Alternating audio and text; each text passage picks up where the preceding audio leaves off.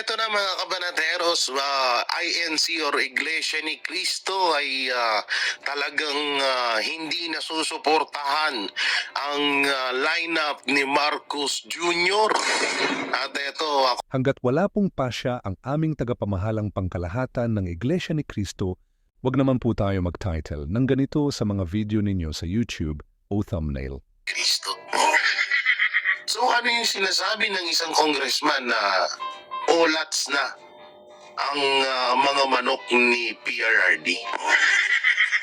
May isa kasing congressman na putak ng putak sa social media. Sa bawat interview sa kanya na olats na daw, olats na. Isa po ito sa mga bataan ni Tambi. Pero mamaya natin siya pag-uusapan, no? Alam nyo kahapon, nandun nga kami sa proclamation nandun po kami kahapon sa, tama ba? Proclamation ba? Noon sa Club Filipino, tama ba yung pangalan? So nandun kami at lahat ng mga kandidato ng lineup ng mga Duterte ay nakasalamuha po namin. Nandiyan po sila Senator Bato de la Rosa, Senator Bongo, future Senator Jimmy Bondoc, future Senator Pastor Apollo Sigibiloy with Attorney Torion, ito pa nila Hinlo, sila Alvaro Bay, yung isa doon, si Philip Salvador, si pasensya na kung hindi ko mababanggit yung iba, sila Attorney Jimmy Bondoc, Attorney Marcoleta, sila Attorney Vic Rodriguez, sila Senator Robin, si kakambal ko na si Baste, siyempre ang dating Pangulong Rodrigo Roa Duterte.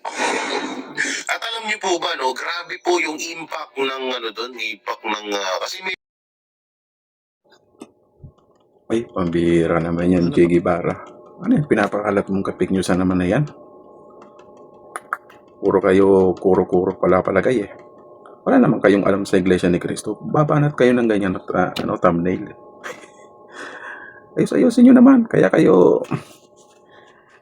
napapatawag sa TRICOM eh. Puro kayo kapik newsan eh. Ano ba yan? Mga pinagbabanat nyo na naman.